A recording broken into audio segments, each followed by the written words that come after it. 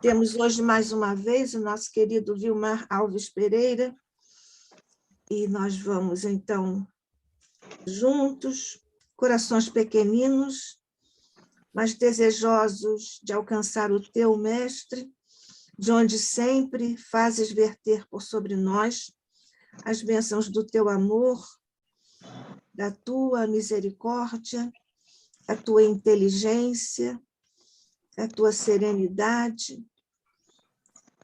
Mestre querido, é neste momento em que te pedimos bênçãos por sobre todos os humanos sofrimentos no planeta, que se estendem agora diante de teus augustos olhos.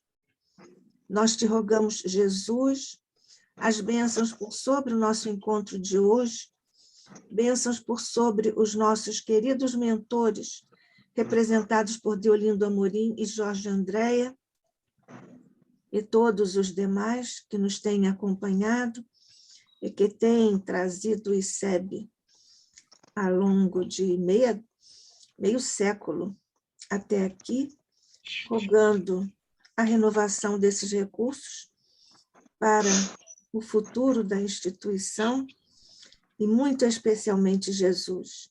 Nós te rogamos as bênçãos, a alegria divina por sobre o nosso querido irmão Vilmar Alves Pereira, que aqui está em mais um encontro de fraternidade para falar, mestre, das belezas do teu evangelho e da codificação por teu amado companheiro de luz, Allan Kardec. Fica conosco, abençoa-nos a todos que estamos aqui em teu nome, em ambos os planos de existência, e guarda-nos agora para absorvermos todas as informações que nosso querido irmão nos traz. Que assim seja, hoje e sempre.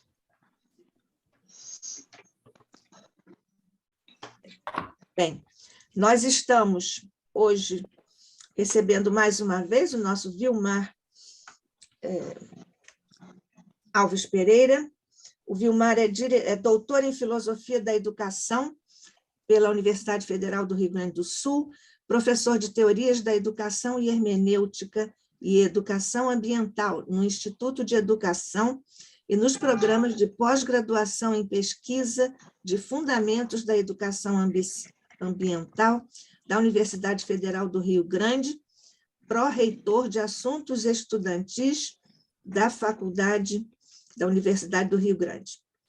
Ele tem os contatos e trabalha com a Universidade Internacional Ibero-Americana, com doutorado em Educação, com especialidade em Pesquisa, em Porto Rico, com doutorado em Projetos e com especialidade em Investigación, no México, Universidade Estadual do Oeste do Paraná, Univeste, no programa de pós-graduação em Desenvolvimento Rural Sustentável, em nível de mestrado e doutorado em Marechal Cândido Rondon, no Paraná, é bolsista de produtividade em pesquisa do CNPq, nível 2, atua na Universidade Internacional Ibero-Americana, orientando em 2 programas de doutorado estudantes do México, Porto Rico, Brasil, Colômbia e Chile, em plataformas digitais. Tem participação em processos de formação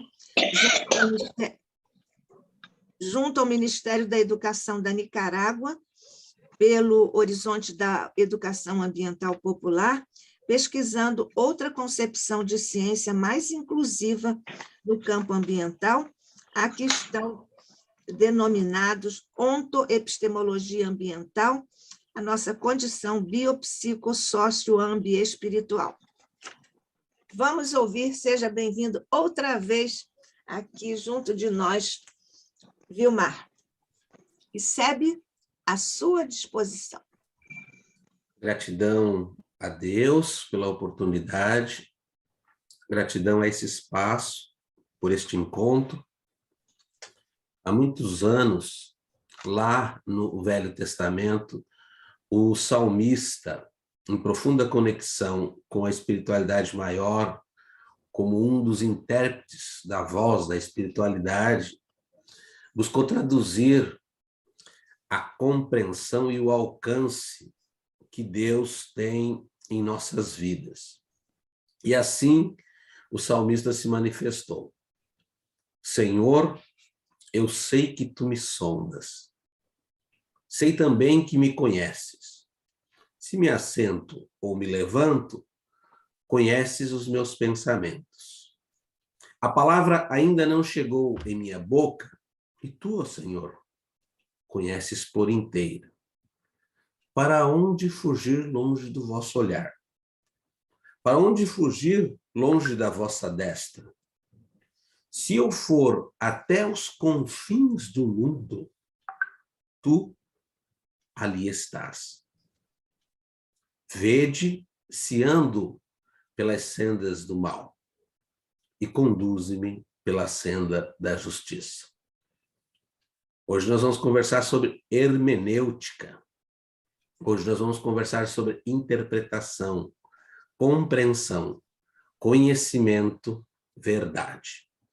É um longo campo de estudos e nós vamos fazer essa relação sobre hermenêutica com a codificação, baseado num trabalho inicial, e uma síntese desse trabalho está na nossa revista Cultura Espírita, a quem estou tendo a oportunidade de conhecer no dia de hoje, a Marisa Lima, que trabalha na edição da Cultura Espírita, lá no ano de, acho que foi 2018, fevereiro de 2018, onde nós escrevemos, com a ajuda da espiritualidade sempre, porque tudo nos é dado por empréstimo, o texto denominado A Hermenêutica da Codificação.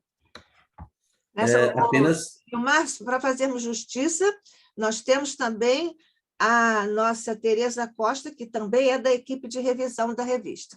Então, um abraço estendido a Tereza Costa e todos os demais colaboradores, porque a gente sabe que são inúmeros. Não, são poucos. São poucos, são poucos. com grande vontade. Com grande amor à revista e à doutrina, sim, claro. Que bom, que bom. E aí, nesse sentido, quando falamos dessa questão da hermenêutica, nós vamos fazer um movimento primeiro sobre o que é a hermenêutica, e um segundo movimento dizer um pouco da sua fecundidade, porque é muito amplo. Mas a primeira questão que nos vem é essa necessidade que os humanos têm de conhecer. É um desejo inato. E a gente sabendo pelo lado espiritual que nós já trazemos, nós não chegamos aqui tábula rasa. O desejo de conhecer está intrínseco no ser humano. Mais do que conhecer, é de atribuir sentido às coisas. Sem conhecimento, nós encontramos grandes dificuldades para explicar o que nos atravessa. Ora, essa forma e essa vontade, esse desejo de conhecer, este alcance do conhecimento, como o salmista chegou ali, não é fácil e nem ocorre num salto quântico, mas é resultado de muitos processos, tem muitas relações que envolvem muitos campos de saberes. Eu queria trazer aqui, num primeiro momento, que a figura, né, que define a palavra hermenêutica é oriundo da mitologia grega. E lá, né, antes de Cristo, na mitologia grega, há uma figura mitológica muito contundente, que é a figura de Hermes. A narrativa de Ulisses, entre outros, narra uma figura de Hermes como um daqueles que se aproximava dos deuses para pegar a informação dos deuses e depois traduzir os humanos. Na mitologia grega, essa relação divino e humano ela é muito forte, porque haviam, como os gregos eram panteístas, viam Deus em tudo, havia deuses para tudo, Deus nas múltiplas expressões da natureza. E no caso específico do Hermes, o Hermes é conhecido para alguns como alguém que roubava, né, a informação e fazia um movimento de tradução. E as pessoas chegavam a compreender qual é que era a vontade divina. Então, hermenêutica, quando falamos essa palavra, para não consistir num palavrão, vem de Hermes, vem de tradução, vem de revelação, vem de interpretação e, por que não dizer, de compreensão. Aqui nós poderíamos demonstrar que a história do pensamento ou a vida, ela é um contínuo movimento hermenêutico, de compreender. Quando nós não compreendemos aquilo que está acontecendo com a gente às vezes demora horas, às vezes tempo. Né? Eu me recordo numa aula de hermenêutica, quando fiz meu doutorado pela Universidade do Rio Grande do Sul, Federal do Rio Grande do Sul, um dia depois de uns 10 anos, um colega meu, numa aula de hermenêutica com a doutora Nádia Hermann, disse, nossa, mas como é que eu passei 10 anos que eu estou pensando sobre isso e eu não tinha compreendido? Então, esse movimento de compreensão, quer seja na vida íntima, quer seja num exercício epistemológico, ontológico, existencial, de busca de saber, ele acontece em alguns momentos de síntese que não necessariamente... e aí a minha professora respondeu para ele, porque não tinha chegado a hora. Mas como é que eu não compreendi? Porque não tinha chegado a hora. Jesus nos diz no Evangelho que esse exercício, esse esforço de compreensão da verdade está intrínseco. Porque o conhecimento ele é altamente libertador. Está lá na assertiva do Cristo, conhecereis a verdade e a verdade vos libertará. Só que esse processo é um processo profundo e tem raízes, tem demandas, tem movimentos, tem questões que você fica analisando para chegar até ele. Então, eu poderia dizer, no primeiro momento, de que existem alguns sentidos dessa expressão hermenêutica. No primeiro sentido, né, não está relacionado à questão da literatura. Os grandes literatos, e aqui eu tenho um curso que eu gostaria de fazer na minha vida, é um curso de filologia. Aqueles que cunham palavras. Os hermeneutas são grandes filólogos. Eles vão lá na origem da palavra, passam tempos pensando sobre a palavra, buscam a etimologia da palavra e ficam. Eu tenho colegas meus que ficam 4 horas falando sobre uma palavra. Pela seriedade, pelo rigor que realiza. A literatura é vasta de grandes filólogos, mas o filólogo ele vai um pouco além disso, ele cunha palavras. Nietzsche era um grande filólogo, há grandes pensadores que cunhavam palavras especiais. Eu fiquei agora 10 dias, há pouco tempo, terminei na semana passada, um artigo sobre outridades ambientais. E aí eu peguei o conceito de outridade de um filósofo chamado Emmanuel Levinas, que significa alteridade, entre outras, o reconhecimento do outro, e tentei traduzir isso para o campo ambiental. Fiz um exercício meio que filológico, de dizer o que é uma outridade ambiental, terminologia essa que nós não temos no campo da educação ambiental. Mas o que eu estou tentando dizer aqui, que esse esforço, os literatos fazem isso. Por isso que às vezes a gente lê e fica assim encantado com aquelas palavras. As palavras, como diz o Paulo Freire, chegam grávidas de sentido.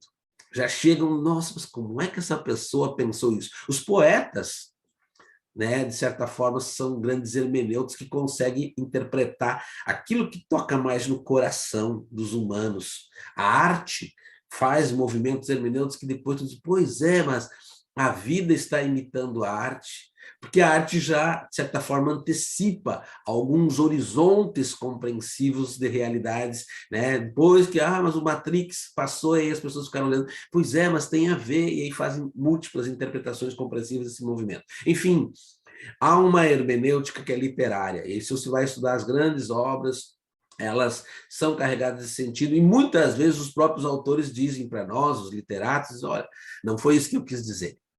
E a gente está convencido do que é aquilo que nós... Por isso, a hermenêutica sempre se reponta para a compreensão, para interpretação e compreensão. São compreensões que nós construímos num determinado tempo, num determinado espaço e, inclusive, principalmente, por um determinado contexto. Os contextos determinam isso.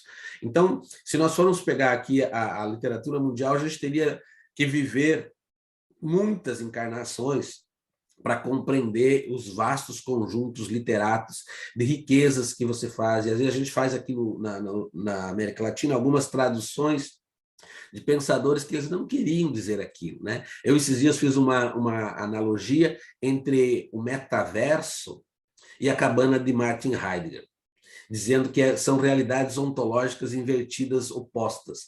Uma realidade joga para dentro, que é a cabana, que você vai lá e faz a reflexão sobre o sentido do ser, e a realidade do metaverso cria uma realidade ideal paralela com que você se expande, mas não faz um exercício de recolhimento de volta para dentro.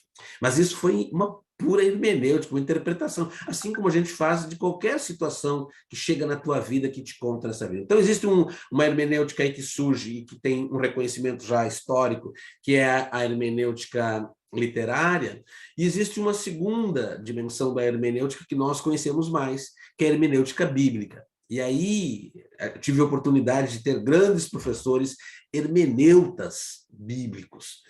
São pessoas que conhecem densamente a palavra, estudam profundamente, fazem exercícios que eles chamam de exegese, exercícios exegéticos, onde buscam entender qual o sentido que a palavra assume naquele contexto específico.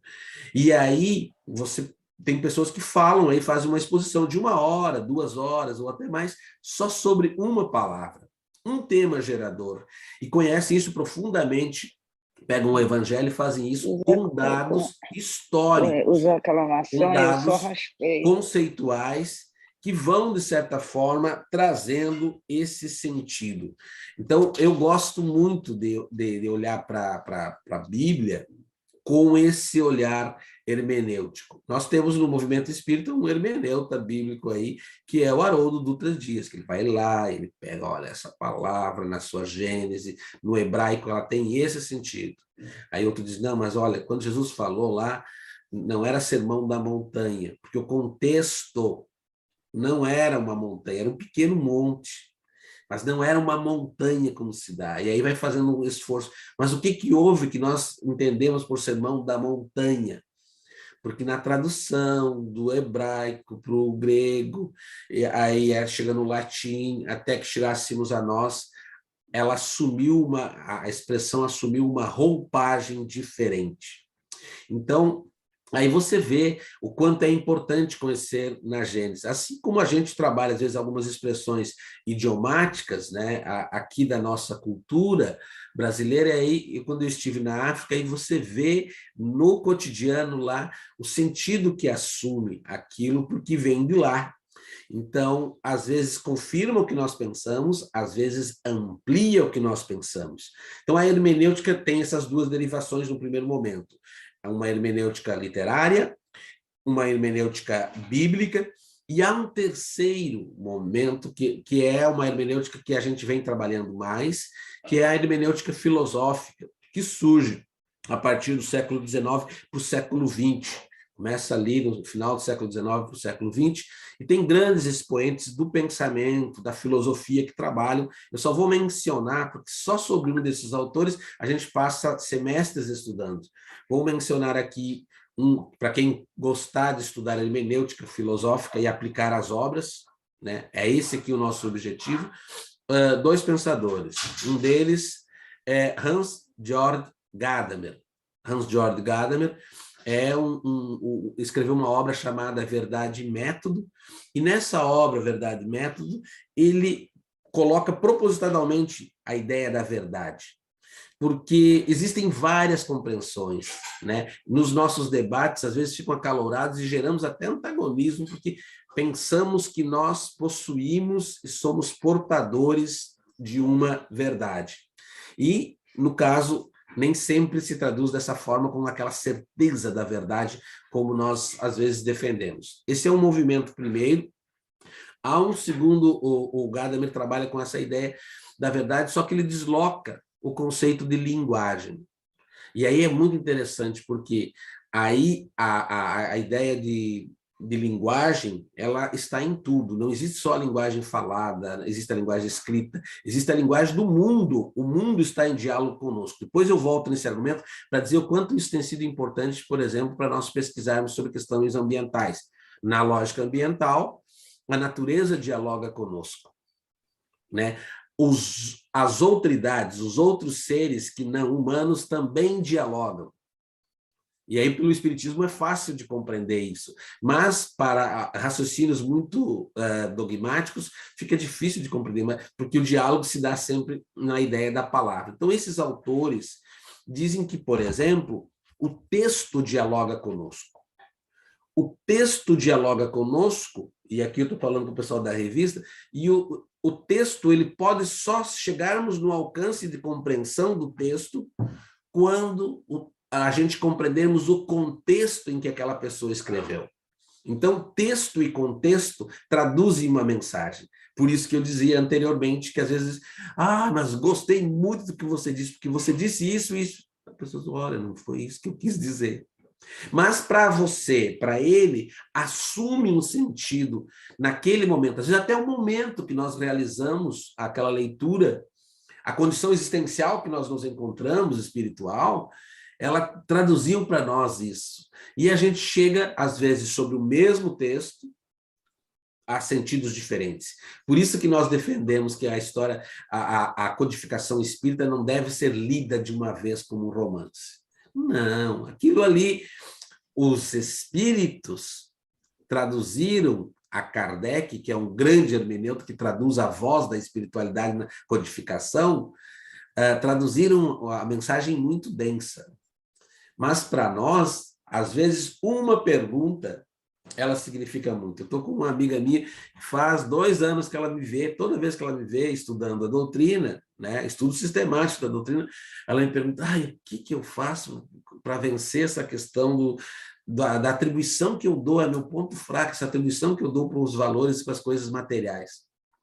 E aí eu vou dizendo, olha, quem sabe? A gente faz perguntas, mas ela não chegou no alcance compreensivo dela, tu tem que respeitar aquele momento. Aí, ainda ontem ela mandou uma mensagem, o que você acha disso? Aí eu mandei para ela, pergunta, questão 747 do Livro dos Espíritos, supérfluo e necessário. A mensagem para a gente está clara, para ali dizer, olha, é o valor que nós atribuímos ao supérfluo e ao necessário que nos vincula a isso.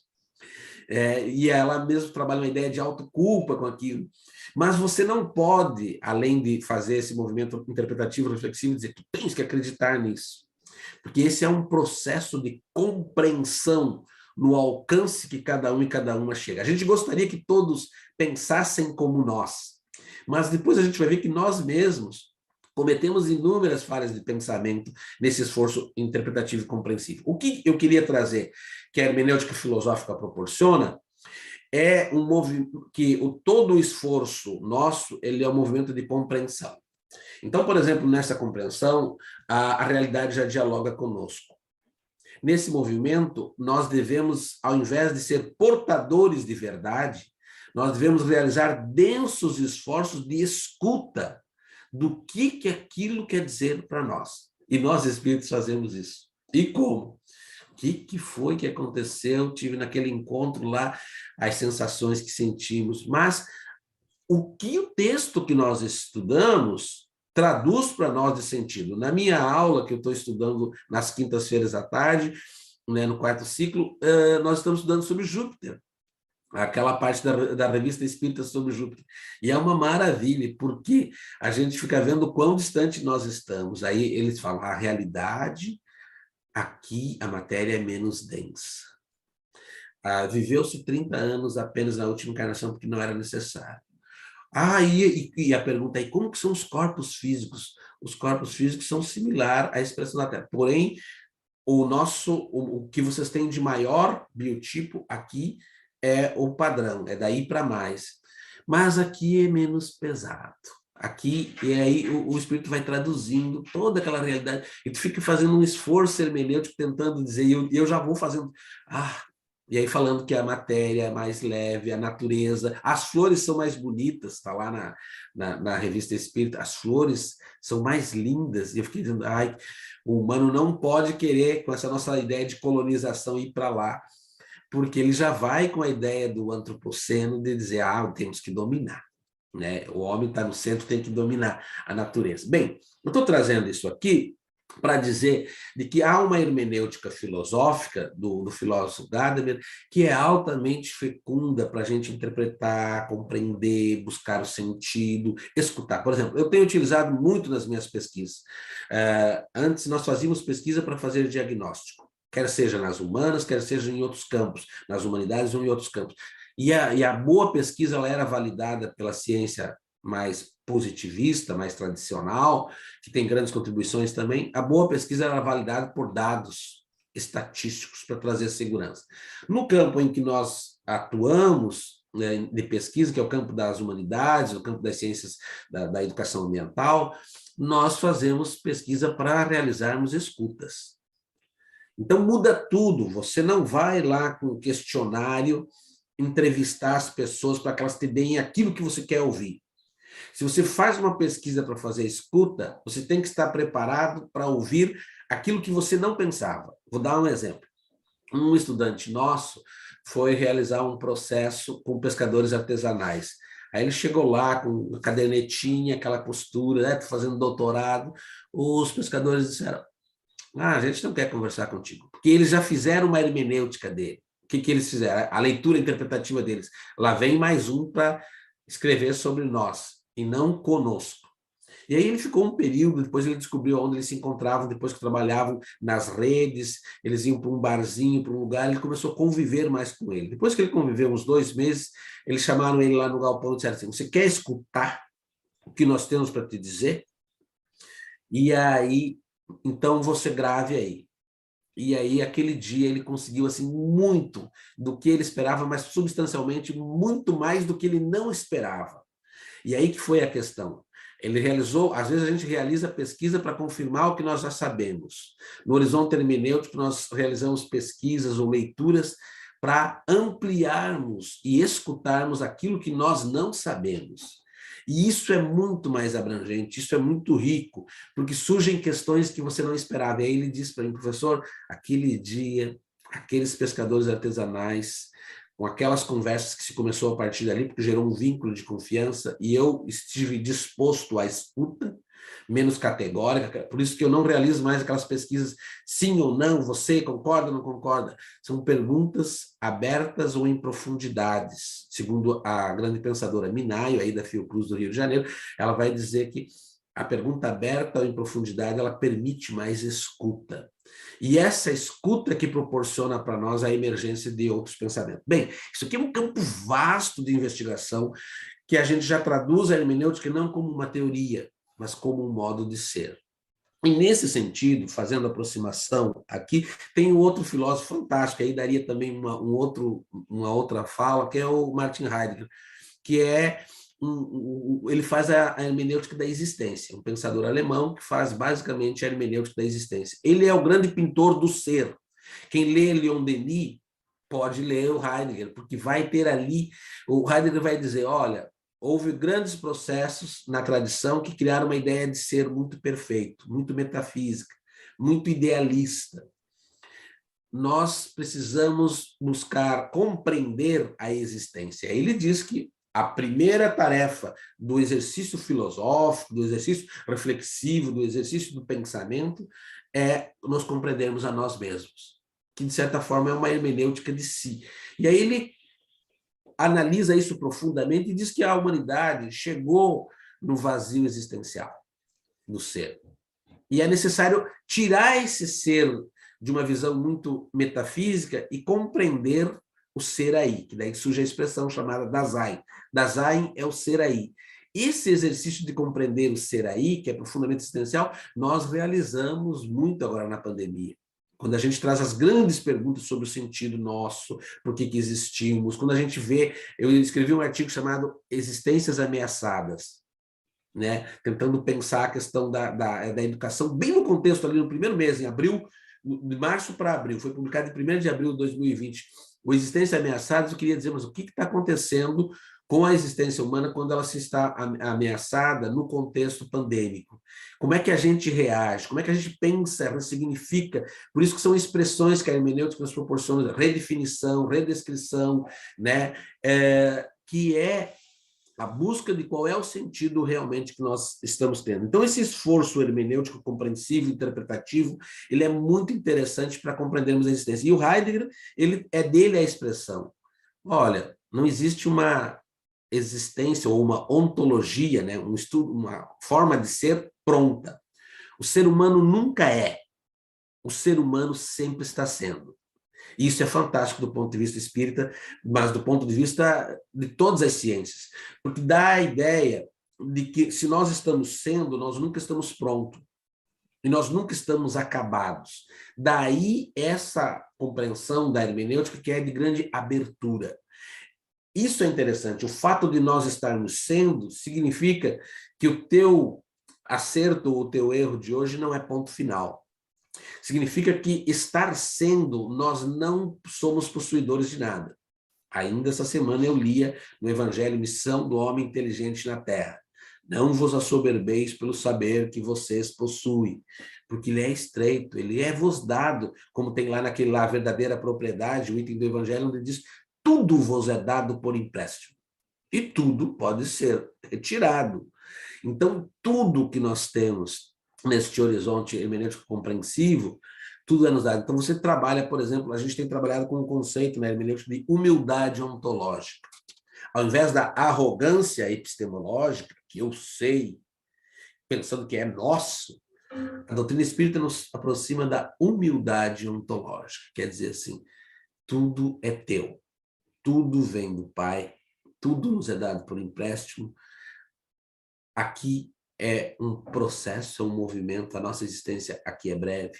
Somos viajores do tempo, somos seres espirituais, estamos jornadeando por aqui com aquilo que foi nos dado por empréstimo por algum tempo. Bom, aqui o Heidegger ele é muito rico e eu venho pensando muitas coisas a partir do Martin Heidegger, no sentido de repensar a minha existência e as realidades sociais e também ambientais. Bem, nesse movimento, no artigo que nós escrevemos lá atrás, em 2018, nós procuramos fazer algumas aproximações, pegamos alguns conceitos apenas, mas se eu pudesse traduzir aqui, assim, resumidamente, eu diria assim, que Jesus é, por excelência, o maior hermeneuta. Ninguém conseguia traduzir tão bem o sentido das coisas. O recurso das parábolas é um recurso profundamente hermenêutico, porque a parábola sintonizava com a linguagem do tempo. Mas ele também era o hermeneuta, ao mesmo tempo que ele era um tradutor, era aquele que fazia também o papel do Hermes, no sentido de revelar, né? Por outro lado, ele era um hermeneuta compreensivo da nossa condição existencial. Humberto de Campos fala de vários encontros com Jesus, desde com os primeiros lá, com João e Tiago, até no final da obra, onde ele vai ter o encontro com a mãezinha, né, que desencarna na ilha de Patmos. Ali, Humberto de Campos vai narrar a dimensão que só ele tinha. Ele olhava para a pessoa e acessava direto a sua alma. Então, ele compreendia a alma das pessoas, porque ele acessava a alma. Então, esse é um exercício de revelação, de compreensão, de interpretação. Dia desses eu fiz uma exposição sobre a obra do Leon Tolstói, Mulher, a presença feminina na vida de Jesus, que eu gosto muito do Tolstói, porque ele trata dados históricos, e eu gosto muito dessa leitura contextualizada, assim. E fiz também, porque era o mês das mães, e uma casa espírita pediu para mim fazer alguma reflexão. E aí é fantástico tu olhar no Tolstói as narrativas de Jesus com a Rebeca, com a Miriam, com as mulheres da época, todas elas em situação de vulnerabilidade.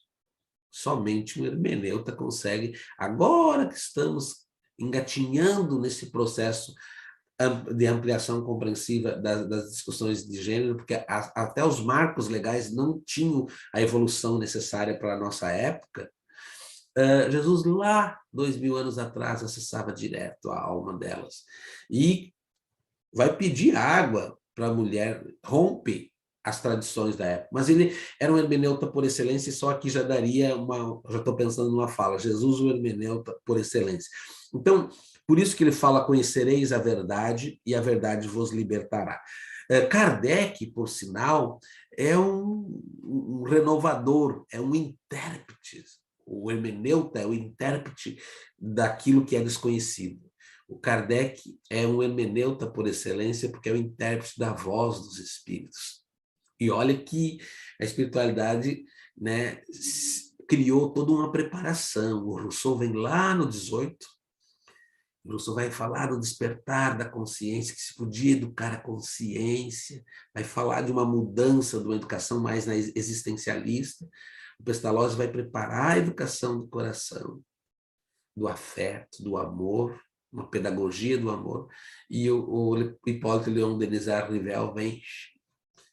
Quando educamos um ser, não educamos apenas sua externalidade, porque na época tinha educação, era muito similar à ideia de adestramento, você educava hábitos, então era uma educação para adestrar. Kardec disse, você quando educa um ser, você educa também a sua alma. E aqui eu fiz algumas interpretações, vou passar rapidamente, da codificação. Por exemplo, se nós pegarmos a ideia da ideia de racional da humanidade, o homem, ou a humanidade, se identifica como racional. Há uma tipificação nas obras históricas, filosóficas, do campo das ciências, dizendo que nos identifica é a nossa racionalidade. E a gente considera, do ponto de vista hermenêutico, que é muito estreito medir alguém pela dimensão da racionalidade. A dimensão da racionalidade é apenas uma.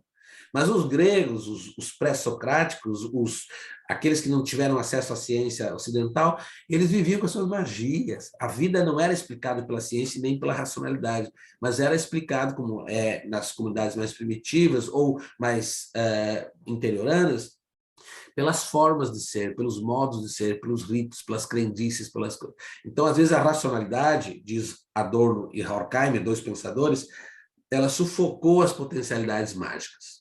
E aí criamos uma ciência muito dura.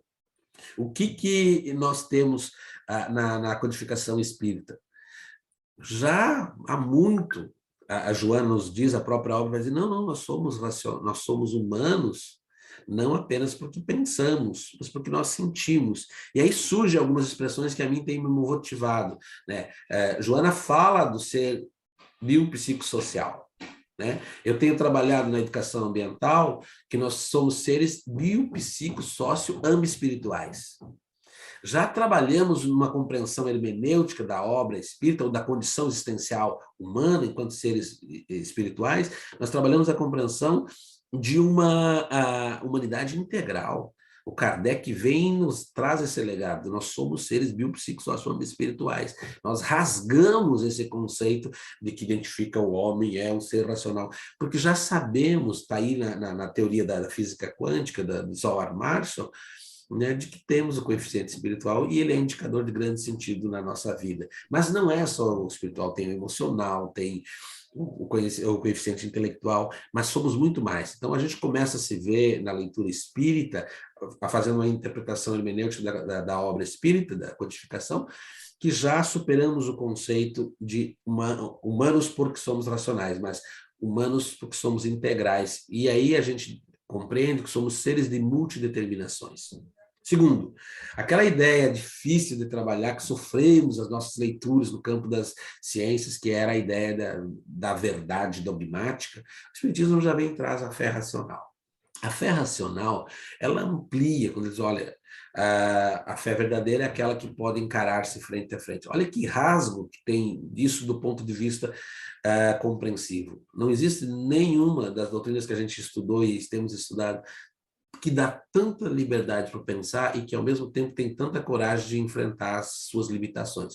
E aí, nesse sentido, não combina com a perspectiva espírita esses engessamentos, essa coisa muito dura, porque ele próprio, na sua época, ele promoveu, eu estou falando do Nazareno, promoveu esses rasgos de compreensão. E a fé racional, ela vai te colocar você nesse movimento de você buscar o sentido de por que você acredita. Isso é muito interessante, porque é altamente libertador. Você sai do casulo do dogma e avança num horizonte de possibilidades que talvez nem nós tenhamos alcance. Que se diz que a gente alcança só 10% numa existência, então imagina o quanto ainda nós podemos mais, né? Eu estava lendo lá sobre Júpiter, meu Deus, quanto a gente ainda pode ser mais enquanto seres espirituais. O outro ponto que nós destacamos é fugir dessa ideia da revelação. Às vezes ela nos pega, a ideia da revelação, muito pelaquela busca numa verdade, que é que os gregos traziam, a verdade era uma coisa que tinha que ser revelada nua e crua. Às vezes a gente fica brigando tanto que a gente acaba gerando disputas epistêmicas, ou de concepção de conhecimento, que ele está certo, que acabamos gerando novos dogmas. Não é que nós não tenhamos que buscar a ampliação de sentido. Então, a hermenêutica, ela proporciona a ideia de você buscar compreender. Na busca da compreensão, você não está brigando pela verdade, você está buscando sentido.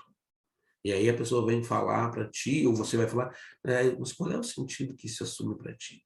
A busca de sentido, ela tira de nós aquele peso pela verdade de ficar medindo força, mas ela coloca nós numa postura de abertura na leitura da obra, na compreensão, ela se traduz num modo de ser e num movimento que é um movimento, né, sim, pela verdade, sim pelo conhecimento, mas não aquele movimento de ter que comprovar. Esse é o modo das ciências mais duras, né, de ter que comprovar. Inclusive, nesse horizonte hermenêutico, às vezes, e eu vejo, por exemplo, estudantes que sofrem, porque eu fiz o estudo, fiz 2 meses de análise no laboratório, minha análise não deu certo. Para um olhar de ciência mais positivista, mais dura, está tudo errado. Para nós, não. Aquilo que não deu certo tem alguma coisa que está nos dizendo.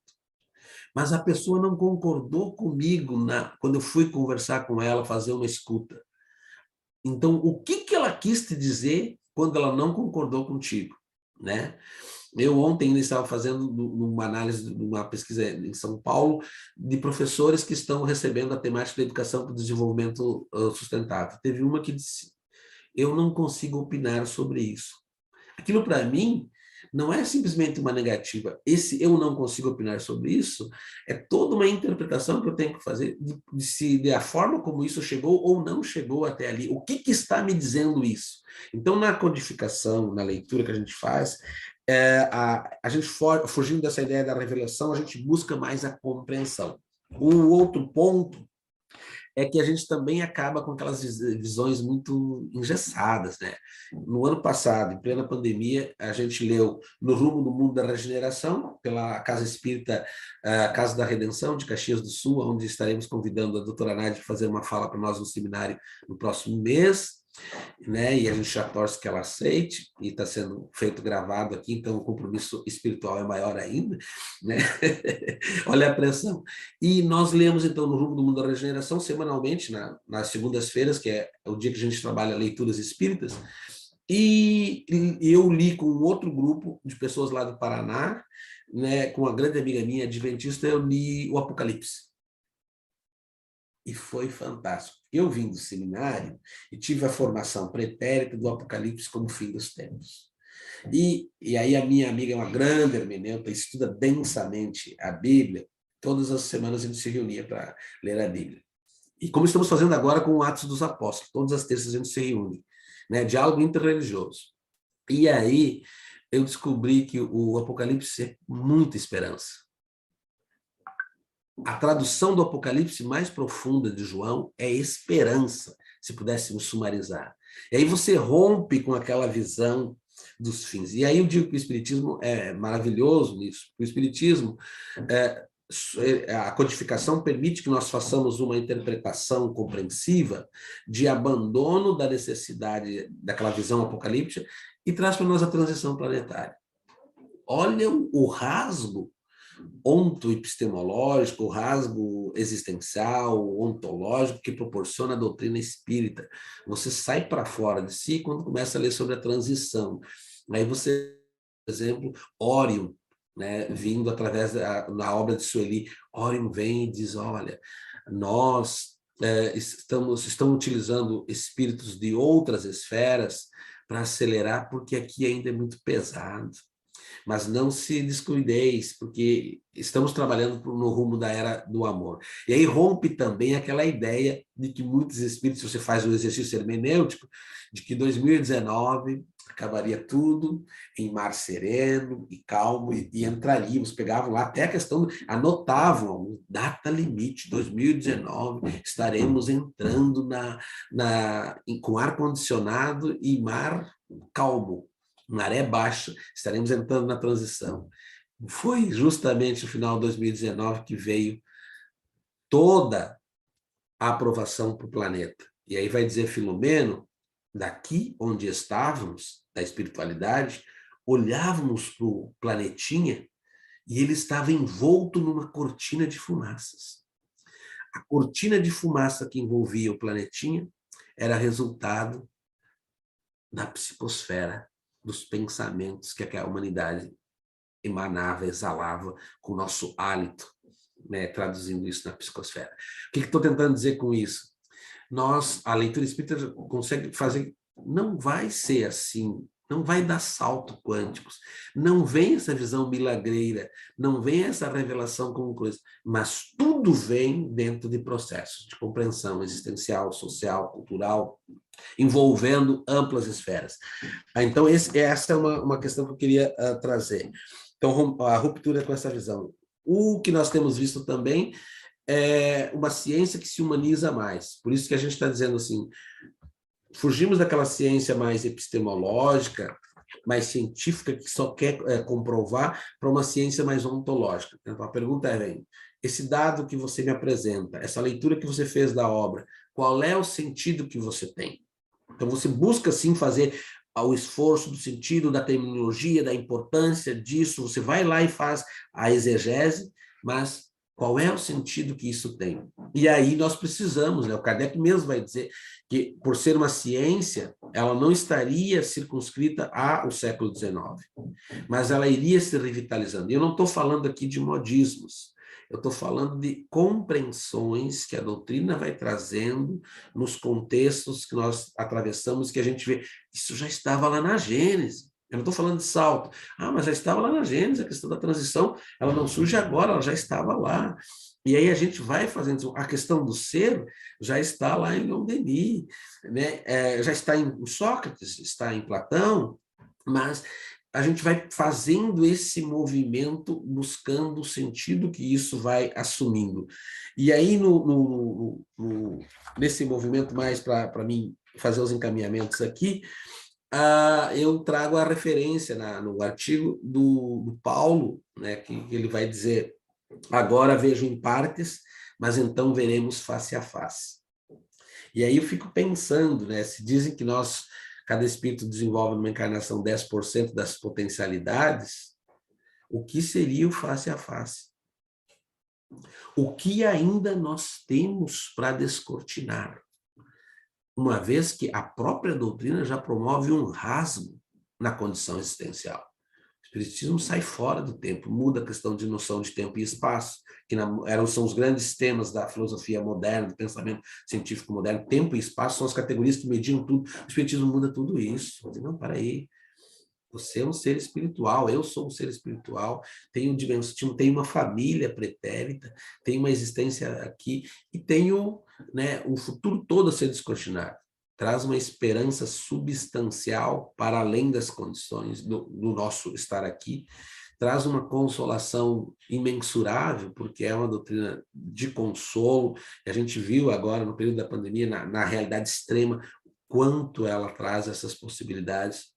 Alarga o sentido da nossa existência, alarga o sentido das nossas relações, tem mudado substancialmente a compreensão de espaço, né? Eu tenho ficado muito feliz, não é que a gente não gostava de se encontrar e se abraçar, espírito é o povo que mais se abraça, mas a gente tem conseguido manter padrões de sintonia por um programa, por um contato como esse que a gente está tendo aqui. A gente tem ressignificado distâncias e temos ampliado a compreensão da mensagem. Nesse sentido, isso mexe um pouco com as nossas práticas, que são muito importantes na casa espírita.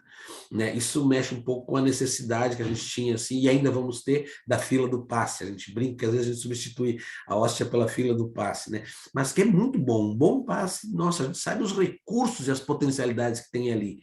Mas o contexto da pandemia serviu também para a gente alargar um pouquinho, né? Eu tenho, todas as quartas, às 19h, 19h30, tenho feito evangelho online, né, pela nossa casa, que criamos na pandemia e não resolvemos fechar. Nós acreditamos que aquele evangelho ele foi assim um reduto acolhedor, um plenador que nós criamos e que deu uma sustentação para a nossa casa, fechada às paredes, mas que, lendo lá a Sueli Caldas Schultz, dizendo assim, as dimensões espirituais dela se estendeu para a nossa casa. Hoje eu consigo ser Instituto Cultural, Cultura Espírita do Brasil, porque eu me sinto que ele tem uma base fincada aqui no Extremo Sul, no momento que eu me conecto com vocês, e no momento que eu penso, no momento... Então, são essas dimensões extrafronteiriças que a hermenêutica proporciona e que já tinha dado lá para nós a doutrina que nós poderíamos mais, que o Camilo Flammarion já tinha visto essa totalidade infinita, né? Então, um olhar hermenêutico da codificação nos proporciona ampliação de sentido, avanço de compreensão e humildade ontológica de quanto ainda temos a aprender. Agora vejo em partes, mas então veremos face a face. Que o Senhor de bênçãos nos abençoe. Abençoe a nossa vida, abençoe o nosso caminho, abençoe a nossa existência. Que o Deus de luz nos ilumine, ilumine a nossa estrada, ilumine os nossos pensamentos, ilumine os nossos sentimentos. Que a árvore da vida de cada um e de cada uma possa dar bons e abençoados frutos. E que os ventos dos céus soprem sobre cada um, sobre cada uma de nós. E que assim possa ser.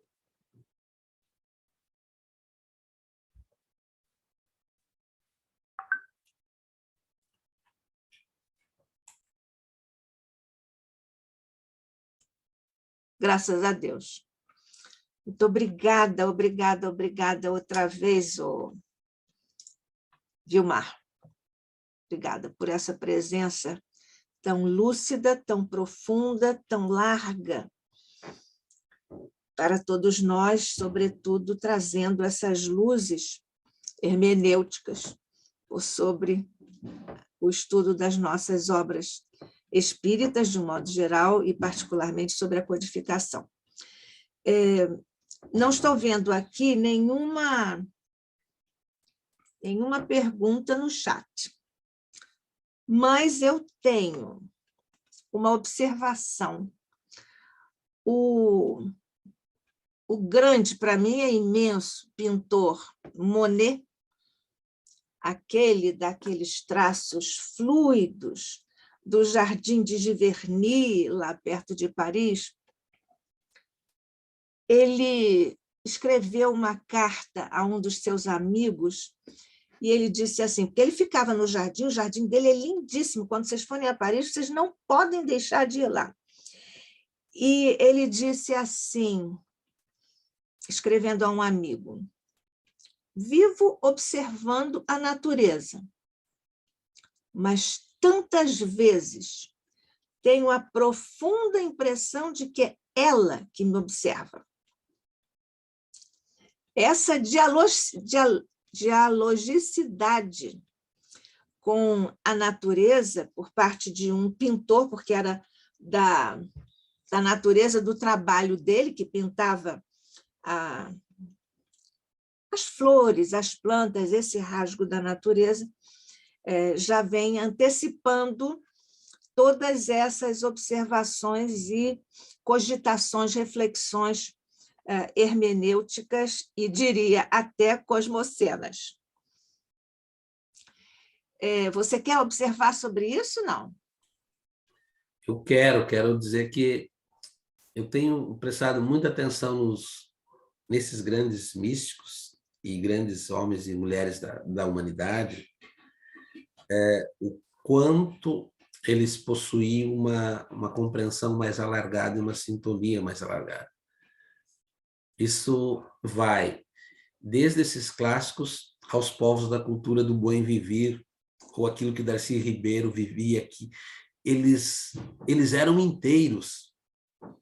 Não sei em que momento nós fracionamos, nós promovemos algumas cisões no nosso modo de ser.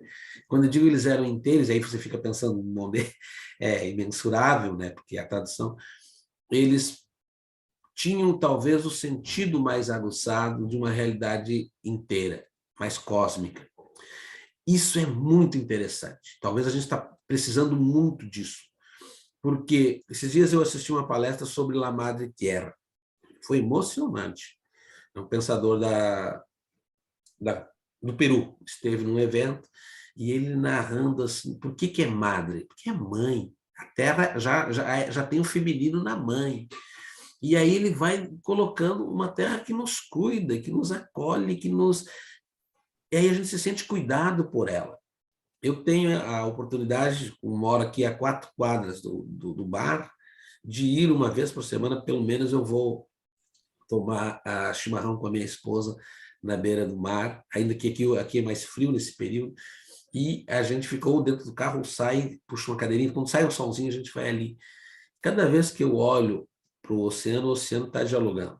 E aí eu lembro, né, do Chico de Assis, que para mim é um espírito iluminado, né? Porque em plena Idade Média, com tudo aquilo, ele estava lá sintonizado, com toda a busca da matéria e da conquista, ele estava sintonizado com a alma, com a outra esfera, né, cósmica, né? Onipotente, bom Senhor, a ti a honra, a glória e o louvor, todas as coisas de ti nos vêm, e todo o povo te diz amém.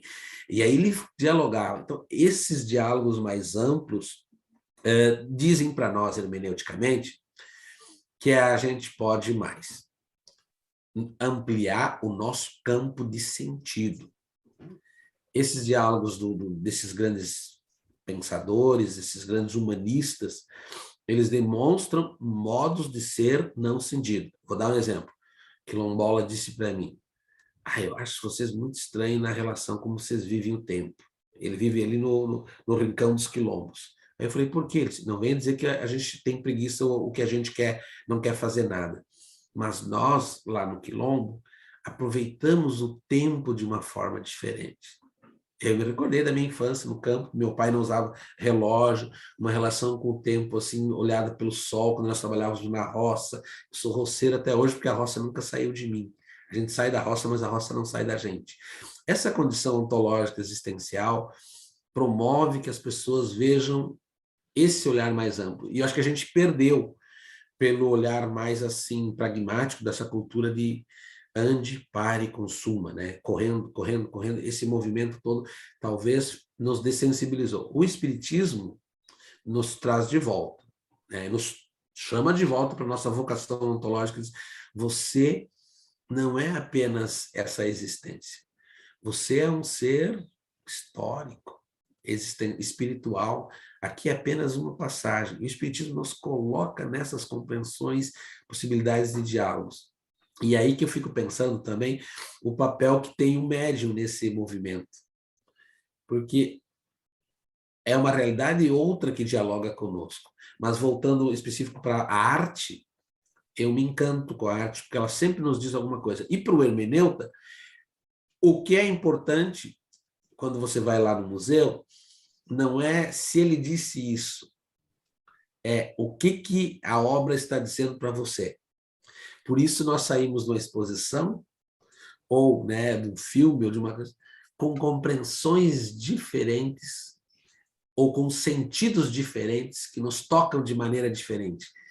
Essa abertura de dizer, olha, o dele está certo, ou o dele está errado, ou não, são apenas compreensões diferentes, nos alarga muito quando a gente vai ver uma palestra, uma obra, porque você foi tocado por aquilo, considerando o que aquilo disse no contexto e texto que você se encontra nesse momento.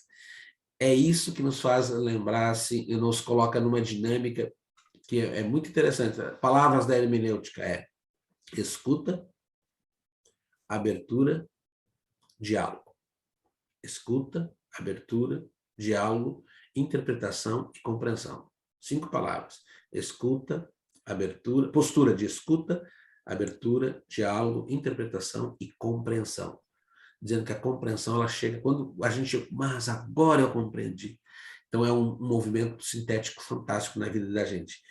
E daí que a gente vem trabalhando nessa perspectiva cosmocena, ou ecológica, ou ambiental, de que não se trata de defender mais assim a rigor uma teoria. Se trata de exercitar um modo de ser. E para mim, ser espírita é estar em constante movimento hermenêutico compreensivo da minha condição existencial, que ainda conheço pouco e que precisamos alargar todos nós. Por isso a necessidade da humildade. Você acabou de colocar Sócrates aí, hein? Perfeito. Ainda não temos aqui nenhuma participação, então vou fazer uma observação.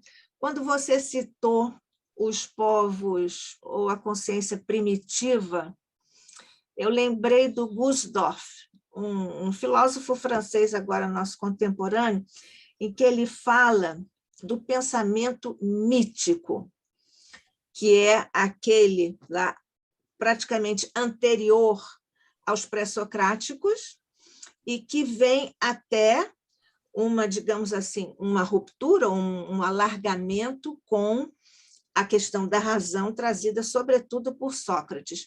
Você quer comentar esse pensamento mítico? Ou consciência mítica? A expressão do Gusdorf é consciência mística. Então, desde que habitamos o mundo, aonde quer que estejamos, nós não vivemos apenas de razão. Há muitas pessoas que não desenvolvem processos assim, mas que na sua magia, no seu modo de ser, já realizam pensamento mítico. Vou te dar um exemplo.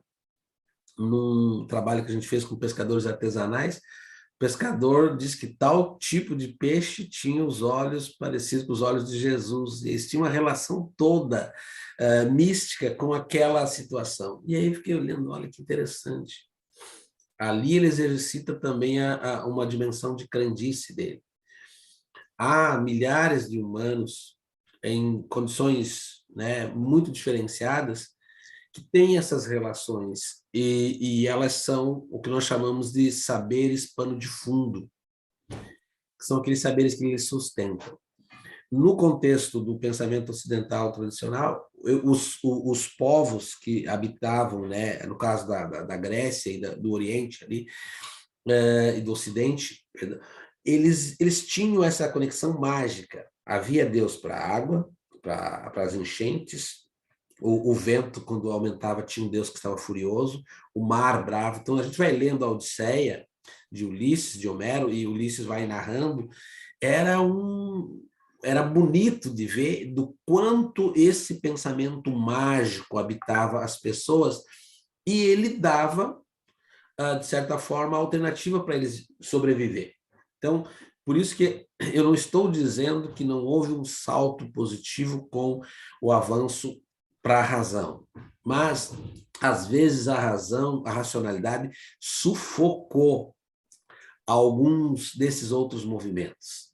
E esses movimentos mais autóctones, eles têm sentido. Vou dar um exemplo. Né? Um estudante indígena que fez doutorado comigo, ele trabalha com os saberes da medicina deles. E tem um sentido muito forte esses saberes para eles. Depois veio a ciência e teve todo o alargamento que a gente sabe hoje. Mas, para eles, no cotidiano, eles se defendem com o Kuyan deles, lá, que é o guia espiritual, e com esses saberes. E aquilo assume um sentido. O fato de você estar num outro lugar de ciência ou de sociedade não significa que você pode até não acreditar. É isso que a hermenêutica diz. Você pode não concordar, mas você não pode não reconhecer. que para aquelas pessoas aquele modo de ser assume indicativos. Então, o pensamento dos mitos, eles assumiam um sentido lindo na vida das pessoas e vivenciavam isso, né? Eu, por exemplo, eu sou caboclo natural de Santa Catarina. Lá na nossa região, os caboclos lá, de Anita Garibaldi, perto de Lages, nossa, era um povo contador de histórias. Eles acreditavam em São João Maria, que era um personagem que tinha passado por lá e benzia as águas. Eu me criei com essa visão. A minha avó era benzedeira.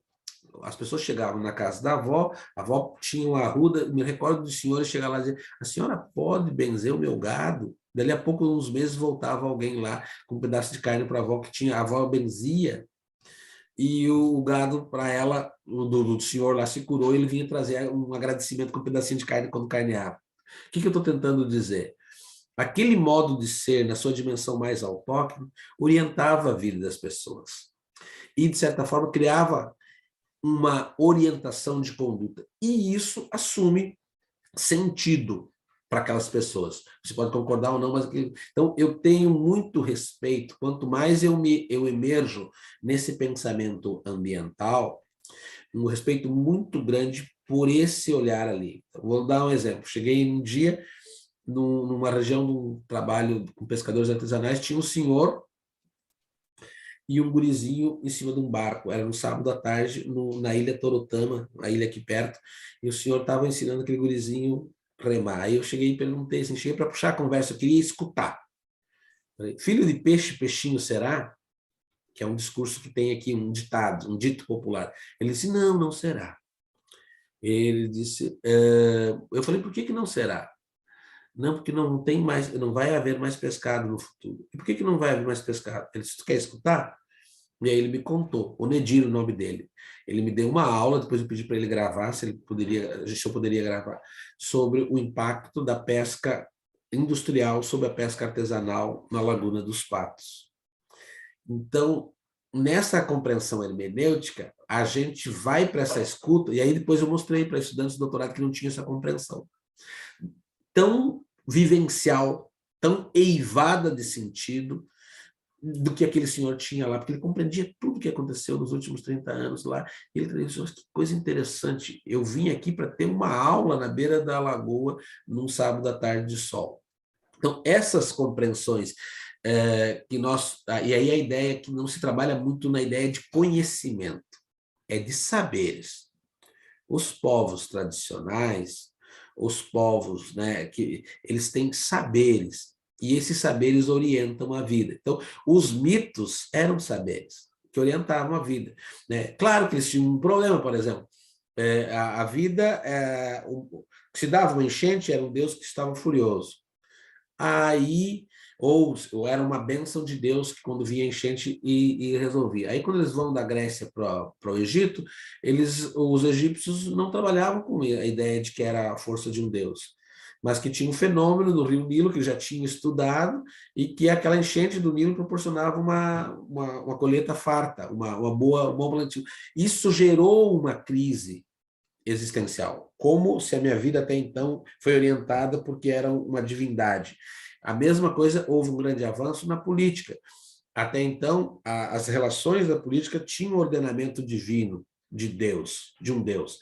Aí, quando se quebra a ideia do mito, há que se pensar de como fazer uma política de humanos. Aí surge a política de Aristóteles, tentando descrever. Então, a ciência, a episteme, a metafísica, a tecne, o ordenamento que os gregos fazem, ele é muito interessante no sentido de dizer assim, tiraram de nós a nossa segurança, tiraram as garantias mágicas, tiraram de nós, entre aspas, como diz os espanhóis, entre comillas, tiraram de nós a nossa condição de explicar o sentido da vida.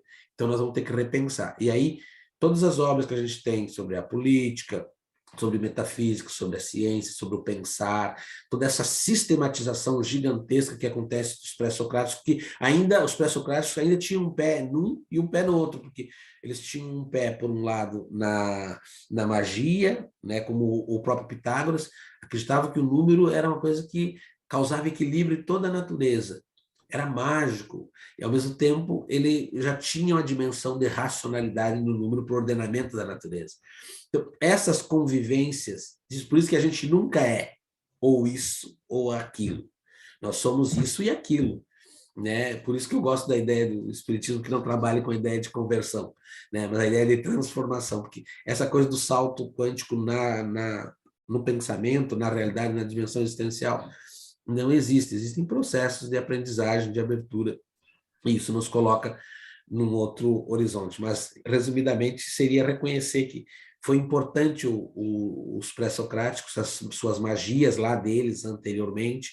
O mito, para mim, ainda hoje, ele sempre nos diz alguma coisa, né? Vou lhe dar um exemplo. Uma ocasião, eles usam uma outra linguagem, estávamos num espaço acadêmico e uma senhora lá da alta gestão, né? Eu não estou mais como pró-reitor, isso foi lá no pretérito, mas nessa ocasião estava mediando um encontro com indígenas, naquela ocasião, com indígenas. E aí os líderes indígenas estavam ali reclamando, né? Por que os filhos deles não tinham o espaço na casa? Para eles que têm uma aldeia, o espaço é pouco. E aí uma pessoa lá foi defender a gestão e começou a dizer, e falou meio, tipo, querendo ensiná-las. O cacique escutou e olhou assim, e ela, furiosa no discurso, tipo, estava querendo chamar, entre aspas, que eles estavam sendo mal agradecidos, né? Porque tinha um espaço, mas claro, tem que se fazer a hermenêutica da situação deles, né? A comida não era forte, eles comem comida, e a casa ou a habitação não era boa. Aí vem o cacique olhou bem assim para elas. Lá na nossa aldeia, quando uma cobra fica bastante brava, a gente deixa que ela se apinche para cá, se apinche para lá. Depois que ela fica brava, a gente pega ela pelo pescoço. Olha a forma que ele deu a resposta. Ou seja, aí isso vai fazer a hermenêutica. Eles não estavam sendo mal agradecidos? Não, mas agora te coloca na aldeia. Um espaço enorme. Aí ali no contexto eram dois numa beliche num quarto. Então, não é que eles estavam dizendo nossos filhos estão sufocados, nossos filhos não estão comendo comida. E eles tinham que fazer isso, porque isso faz parte da defesa das raízes deles. Agora, a gente olha sempre com o nosso olhar, né? O nosso olhar é colonizador. Apenas um exemplo para dizer assim, se a gente se coloca numa postura de mais escuta, você compreende mais. Na postura da determinação, a gente impõe a nossa verdade. Muito bem. Gostei do indígena. Você sabe que eu tenho uma relação profunda com os indígenas. Já fiz um congresso sobre a contribuição dos indígenas para a cultura do Brasil. Em várias instâncias, uma semana lá na universidade. E eles são absolutamente apaixonantes com essa sabedoria de profundidade. E eu sempre gosto de lembrar que os indígenas são os primeiros escravizados no Brasil. Está lá em Brasil, Coração do Mundo, Pátria do Evangelho. E eu nunca ouvi de nenhum deles um som, uma letra, um fonema de reclamação ou de vitimização. Eles têm uma postura de equilíbrio, de aceitação, é uma espécie de compreensão, hermeneuticamente falando, é uma compreensão do que acontece, do que lhes acontece, sem que eles se sintam objeto de uma ação externa. Eles consideram tudo numa elaboração íntima em sua profundidade psíquica. Bom, todo mundo sabe que eu tenho estas paixões. Eles dizem que nós, bem resumidamente aqui, porque eu sei que a gente tem que encerrar, que nós trabalhamos com a ideia de cosmovisão e eles de cosmovivência. É diferente. Isso mesmo. Cosmovisão é olhar analítico. Cosmovivência vem de convivência. Perfeito, perfeito. Para encerrar, então, só para fechar a sua posição com relação à consciência mítica. Você, então, do que você disse, do que você comentou, eu depreendi que você considera que a consciência mítica não é um ponto inicial, digamos, na linha de tempo, transitando da consciência mítica para a racionalidade, e depois, a partir de Sócrates, principalmente, vindo até nós, com toda a epistemologia da nossa ciência e tudo, mas você considera que a consciência mítica permanece e é uma instância do ser, é isso? Isso. Assim como se a gente for pegar lá a obra de Roger Bottin, ele vai demonstrar os egípcios que viviam há 2000 anos, 150 anos, e tinham todo um horizonte mágico. A questão, e aí a gente analisa sempre pela teoria numa perspectiva de evolucionista. Eu trabalho como ela ocupa um sentido naquele determinado tempo. Para além de dizer se é mais evoluído ou menos evoluído, eu fico olhando assim quando eu escuto isso. Pô, mas que saber que tem aqui? Então, ainda que em condições, poderia dizer, mas eles estavam numa condição... Não sei. A pergunta é quem é o evoluído, né? Aquele que... E aí, vamos pegar o Bom Selvagem de Rousseau. Aquele que te entregava o ouro a troco de nada, né? Ou aquele que chegou para colonizar com o discurso civilizatório. E eu passei 2 anos e meio estudando a ideia de natureza em Rousseau no meu mestrado. E é muito interessante, eu não estou dizendo que a gente tem que voltar àquela condição daquela ingenuidade, mas eu estou dizendo que ali tinham patamares diferentes. E nessa consciência mítica, na minha compreensão, né, ainda que a gente reconheça, tem saberes, e esses saberes validam uma forma de estar no mundo. É mais ou menos nesse sentido. Obviamente que a forma como o Ocidente pegou a ideia da racionalidade foi aprofundando a chegar a um Kant, por exemplo, da vida, é uma outra forma de pensar dentro de um outro contexto, de um outro horizonte, de um outro saber, né? Eu admiro as duas e me encanto com a existência por causa disso, porque nos dá essa possibilidade de compreensões múltiplas. É porque somos dialéticos, né? Somos dialéticos. Só para encerrar, então você considera que o fato de a psicanálise ter tomado por empréstimo figuras, posturas, mentalidades das figuras lá do Olimpo, por exemplo, são uma, digamos assim, uma reminiscência ou alguma coisa que remanesce da consciência mítica na ciência de hoje? Sim, né? 2 obras são fantásticas para essa compreensão. Uma delas é O Mal-Estar da Civilização, do Freud, e a outra é O Nascimento da Tragédia, de Friedrich Nietzsche. Eles demonstram, em uma breve síntese aqui, uma ampla síntese, que é o seguinte: o apolíneo e o dionisíaco continuam convivendo. A cisão deles nós fizemos em determinados momentos, mas Apolo e Dionísio não é nessa visão de um elimina o outro, como você disse. Para quem é dialético, eles convivem, é a forma como a gente harmonizou isso, né? Todos nós somos, diz o Leonardo Boff, Homo sapiens e somos Homo demens. Se você for pegar o Filomeno de Miranda na introdução do Nas Fronteiras da Loucura, ele diz uma frase muito forte: a linha que separa a sanidade da loucura é muito diáfana. Então, dizendo que a gente não é aquela, por isso que essa história da beatificação, santificação. Nós que estamos no mundo, o homem no mundo, lembrando do Evangelho, nós somos isso e somos aquilo em contínua aprendizagem, né? E isso não nos dá menor responsabilidade pela nossa existência, não. Ao contrário, isso nos dá a compreensão de como ela é bela, que assim a gente carrega, a gente existe, a gente realiza o efetivo processo existencial com menos fardo, né? O fardo é do medievo, né? Tinha que conseguir as coisas com sacrifício. com o sofrimento, com a mortificação. Nesse processo, a gente existencia de modo mais leve, mas também com muito sentido.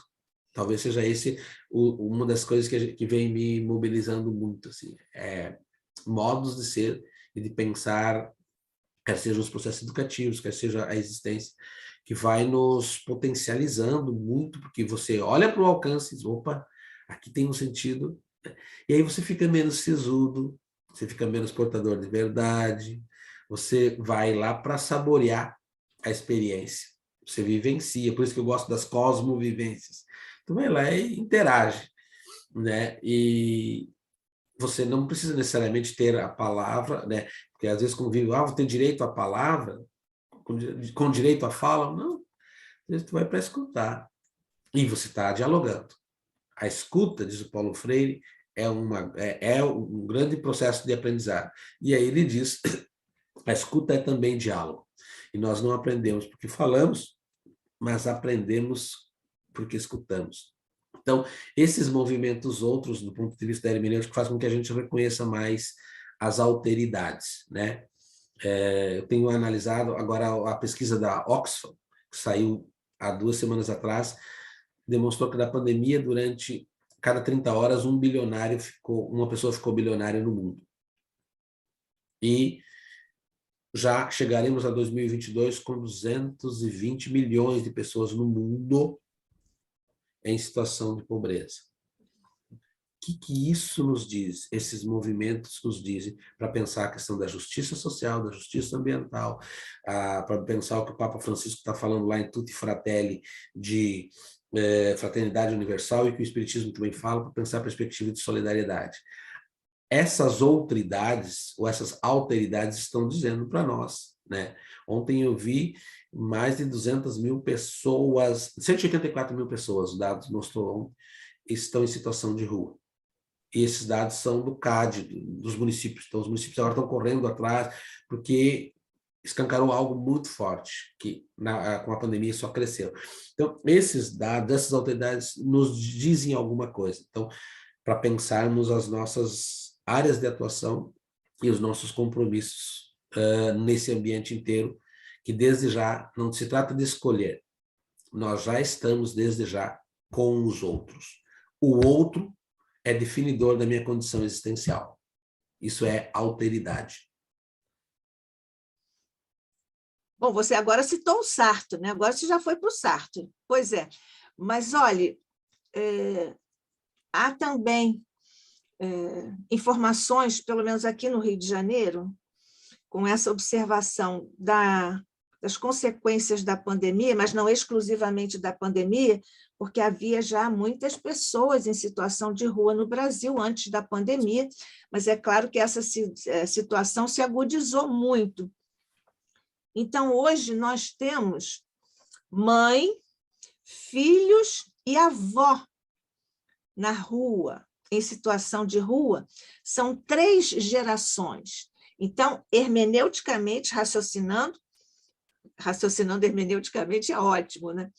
Mas, enfim, o que isto nos diz a respeito dos momentos de nós termos estado sendo nestes momentos anteriores, inclusive, para chegarmos a esta escalada, né?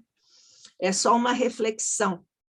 E eu costumo, frequentissimamente eu digo isso, o homem chegou a um ponto, antropocenicamente, chegou a um ponto em que ele é capaz de dar dezenas de e-mails, de WhatsApps, todos esses registros para cada habitante do planeta.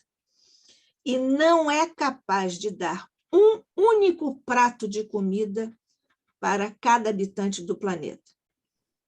Eu uso muito isso, porque isso me deixa não só muito espantada, mas me deixa muito sensibilizada e tocada. Foi uma reflexão sua, eu estou apenas acompanhando. Bom, as coisas boas também param um pouquinho, elas não acabam, mas elas param um pouquinho porque o Vilmar vai continuar conosco. A Rosa está dizendo, gostei muito da palestra, aprendi muito, senti a necessidade de estudar mais. Obrigada, preciso sair agora. Não saia. Um beijo, Rosa. Depois eu vou te falar. Também quero falar com você depois aqui do nosso encerramento, que nós vamos fazer agora. Acabamos de ter mais uma excelente aula do nosso querido Vilmar Alves Pereira, professor doutor especialista, estudioso profundo de tudo na vida, estudioso da vida, da alma humana. E isso nos encanta. Mais uma vez, Vilmar, muito obrigada. O ICEB agradece muito mais esta sua participação tão especial e tão profunda aqui conosco. Vamos, por causa disso, agradecer, porque tudo temos a agradecer ao Mestre Jesus, ao teu coração grandioso, Mestre querido de todos nós, que escolhemos seguir. Agradecemos profundamente toda a bênção que fizeste repousar por sobre a fraternidade que marcou o nosso encontro de estudos desta manhã. Guarda-nos, Mestre, com toda a tua paz, a tua luz, raios de tua inteligência por sobre a nossa, para que possamos cada vez mais ampliar os nossos horizontes de discernimento e aprendizagem. Mas também, e talvez sobretudo, Jesus, que as vibrações de teu coração crístico possam alcançar o nosso e de todos os nossos irmãos em humanidade, em ambos os planos de existência, para que nos fortaleçamos e possamos sempre seguir, como sempre fizeste, diante de obstáculos, provas e expiações, para que possamos evoluir para a luz, para a paz, para o teu regaço, Mestre querido. Fica conosco. Abençoa o ICEB, abençoa os nossos esforços no ICEB e em toda parte. E guarda-nos com tua mente, na mente e no coração, com tua paz e tua luz. Graças te damos, sob o olhar de nosso Pai.